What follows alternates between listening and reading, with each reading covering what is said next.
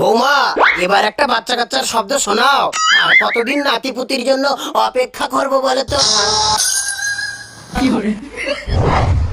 না, সামনাসামনি তো এত করে বললাম, বৌমা তো দেখছি কথা কানেই নিচ্ছে না। এবার মনে হয় খোঁটা দিয়ে কাঁটা তুলতে হবে। গাছের গোড়ায় মনে হয় গুবরে পোকা লেগে মরিচা ধরেছে। নতুন গাছ গজাবে কি করে?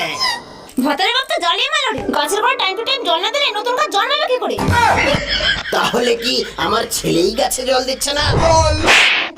কেন বললাম? বৌমার মুখে শুনে নিবি। আহ, বাবা গো, মা গো, মরে গেলাম গো, শ্বশুর গো। ছেলেকে একচড় মারলাম বলে কি বৌমাকে ঘরের ভিতর ডেকে নিয়ে গিয়ে মারধর করছে?